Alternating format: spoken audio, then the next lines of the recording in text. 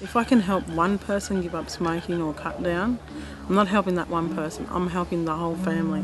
So if there's a family of 5 with the mum and dad and 3 children, and the mum and dad smoke and the 3 children don't, then, you know, if the mum and dad give up, the 3 children, I know for a fact, they will have their mum and dad a lot longer than I did. And if I can achieve that, great, I'm doing a great job, yeah.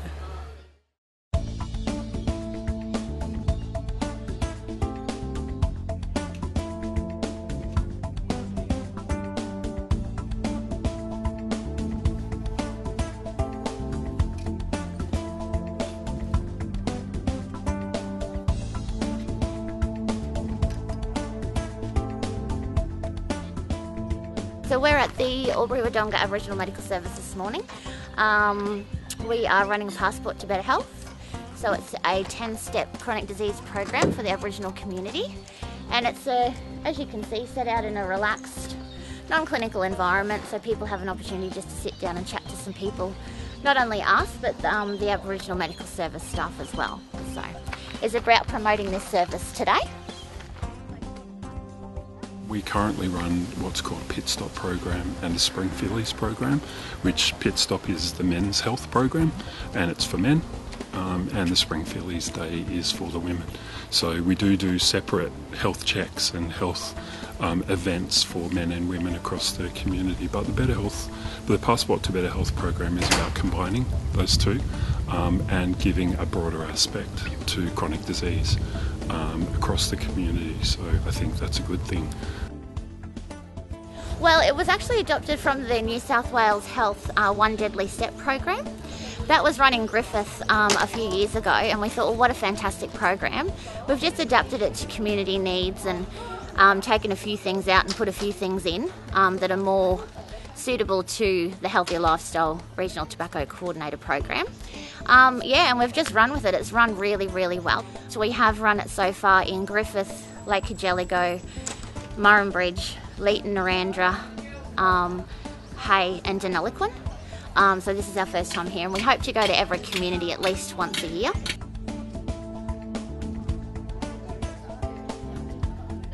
And when was the last time you seen the doctor? Would it be under 6 months or over 6 months? This morning. It's only just started and we're in our first hour, and there's lots of different age groups that's coming through. It's been really busy. We're up to 45 people. Promotional health programs set the scene. They raise people's expectations, they raise discussions, they gather people here. In any health service, and certainly in an Indigenous health service, there are a number of people who you hope to be able to reach, and they're hard to reach. Some may come to these services. It may set up a ripple effect, a discussion effect. There'll always be the regulars who come along, but it's about whether they gather in other people. And you're going to do a lot of work to do that, and you're not necessarily going to strike gold. You know, you set a seed, you see what grows. So do you feel better? I do. I've been given up on. One of the things I've asked a lot of people, how did you hear about today's event? They said social media, so they said Facebook. Our health promotion team put it on Facebook, and people found out that way, and here they are today. Setting them up well and advertising them ahead of time, and hence the word around is important. Although if you advertise too far ahead, people forget. You've got to keep selling these things. But it forms a focus, and that gets back to all the aspects of health in terms of people having security of housing, security of food, security in their relationships, but also the positive aspects of human interaction and the things that make a good day.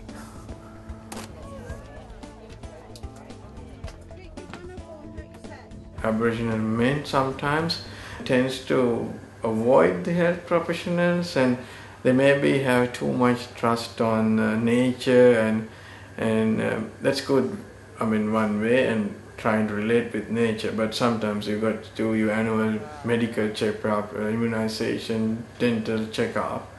So we just can't expect to sit and wait. The people, if they want, they would ring and make an appointment, unless we go back to the community and organize these programs, bit more or less stressful, casual way, the way they feel comfortable. Hi Susie, I'm Karen. Hello. Nice to meet you. So I'm just wondering, do you drink alcohol? Yes. Yes, okay. And would that be daily or weekly? Weekly. Weekly? Okay. Now in remembering the standards between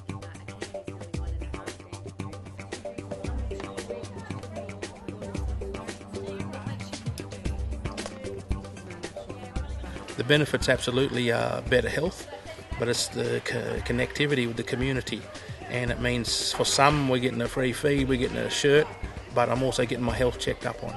There you go. Thank you. All good. So if you just want to line up, we'll have your blood pressure done.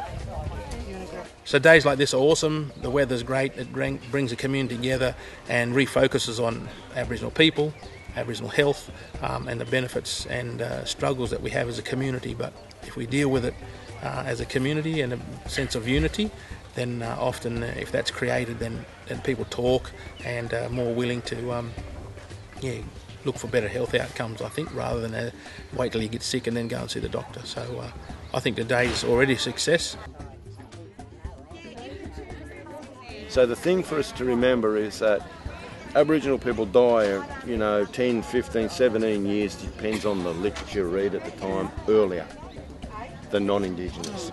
And that the heart attacks that cause the death of a lot of these people won't always be the textbook sort. So we need to be more aware, not alarmed, but more aware.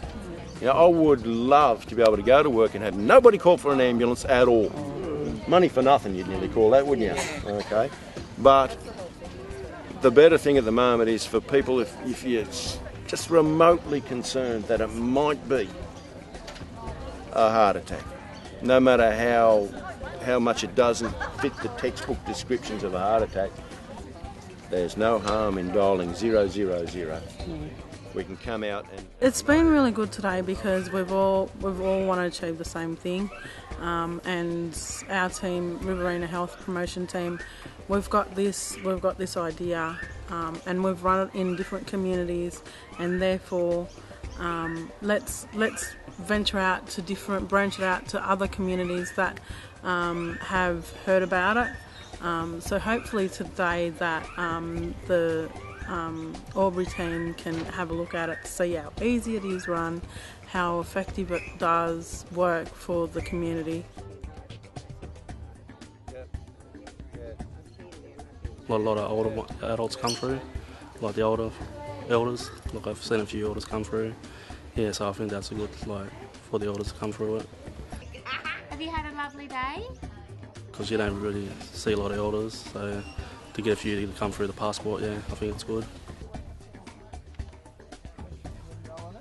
We can just give the education and hopefully they receive it and then just make that change, whether it's one step at a time or dropping a cigarette a day or, whatever it is. We just want people to change their existing behaviours and move to more healthier alternatives. One lady, she was talking about having put on 2 kilos in the last year and she hasn't fluctuated for the last 20 years, so she notices that maybe something else has happened and things have changed, and so she's just even people trying to make little changes just to get their little tiny weight gain back to normal or to their average. So everyone wants to to better themselves, which is good. Not a problem, thank you.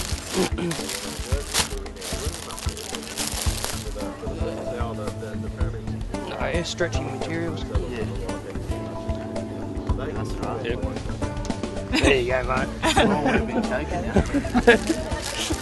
A lot of the participants were eager to just get to the end and get their shirt, but I was at the smoking table, and once they were there and they had to go at the smokealizer, then it really hit home for them. So it wasn't about the shirt anymore, it was about holy crap, this is like, I need to do something about my smoking. At the end of today's events, we have documented people's passport to better health. So we've documented that ourselves, and we'll follow up with anybody that needs a referral on to see a GP if their blood pressure was too high or something like that, and it will be entered into their data. Really good positive feedback. I was sitting when I was eating my lunch, I was listening to people as they were getting their meals, and they were having a giggle about different steps that they'd been to and who they'd spoken to, and so the feedback was really, really positive from what I've heard. I think a lot of the community members had a general idea of their own health, and I guess weren't surprised by some of the results that we presented to them. The collaboration is very, very important. This is what the health promotion team is about. It's about promoting existing services, not creating new ones. I was pleased with it. I think that getting 100 people turn up to an event is a good thing, and to turn up to an event that identifies looking at their own health issues, I think is even a better thing, because it shows the community is taking responsibility for their own health. I'd like to see our people live a lot longer, but have a good health in the long run as well, so yeah.